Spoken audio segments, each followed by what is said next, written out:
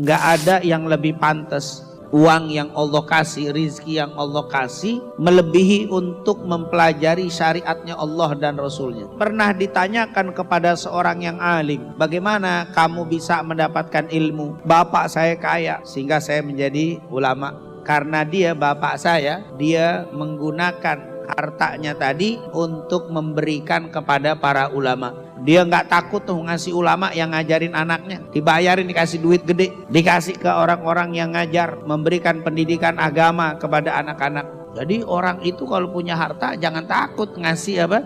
Guru untuk ngajarin anaknya. Anak itu akan berkahnya beda. Kiai, ustadz yang ngajar kepada anaknya dibayar gede, bukan kecil dibayar. Orang bayarin dikasih gede, dikasih kepada ahlul fadl, orang-orang yang punya keistimewaan, yaitu guru, ulama, tokoh besar, tapi dia nggak ngajar anaknya, dikasih juga dia mengeluarkan uangnya itu sebagai tanda syukur kepada Allah atas nikmat ini dan atas ilmu yang Allah berikan kepada anaknya. Wasilah datangnya ilmu kan Allah nggak langsung ngasih, tapi lewat apa? Lewat orang ini, maka dia sebagai syukurnya dikasih. Makanya kata para ulama, ya jangan bakhil sama orang-orang yang ngajarin anak kita. Kan kita Masya Allah, anak kita diajarin alif ba, ikro, ya Allah 10.000 masih ngutang. Ini bapak mampu kagak mau bayar. Lain kalau nggak mampu. Ini bapaknya mampu tapi nggak mau ngeluarin duit untuk yang ngaji, yang belajar. Susah anaknya belajar. Dia belajar, berkahnya kurang. Ini jadi pengaruh kepada bapak juga, kepada orang tua. Kan bapak dan anak itu selalu berkaitan. Kalau mau anak mau jadi soleh, bapak ibunya harus ikut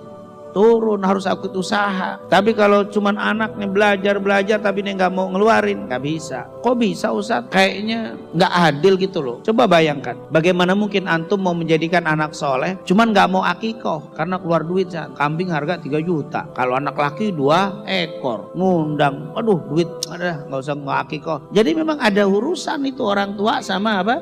Sama anak. Tiap anak yang lahir itu tergadaikan dengan apa? Akikohnya. Nanti orang tuanya kalau susah di akhirat, anaknya nggak bisa bantu, nggak bisa ngasih syafaat. Kenapa? Karena bapaknya dulu mampu, kaya, tapi pelit, nggak mau apa?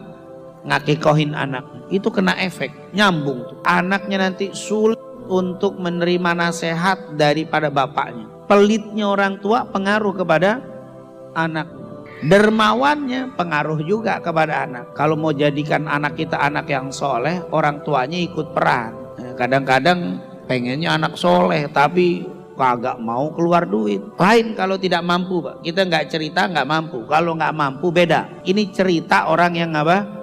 Mampu, bakhil mengeluarkan uang untuk anaknya berat. Makanya syariat itu akikoh keluar duit. Bahkan sunnah kan motong rambut nanti ditimbang kalau mampu dengan emas, gak mampu dengan perak. Kalau gak mampu gak ada hukum. Karena itu nanti efek untuk menjadi anak soleh. Nah kalau orang tua gak mau keluarin duit, gak mau ngejalanin itu semua, bagaimana mungkin anak itu menjadi soleh? Dan apabila kita punya anak, ayo jangan pernah takut mengeluarkan harta kita. Kalau perlu jangan pas. Kalau kita punya harta banyak, orang ngasih 10.000, kita kasih 20. Kelebihan yang kau berikan kepada guru-guru yang ngajarin anakmu, itu akan menambah keberkahan dan cepatnya anak itu mendapatkan ilmu.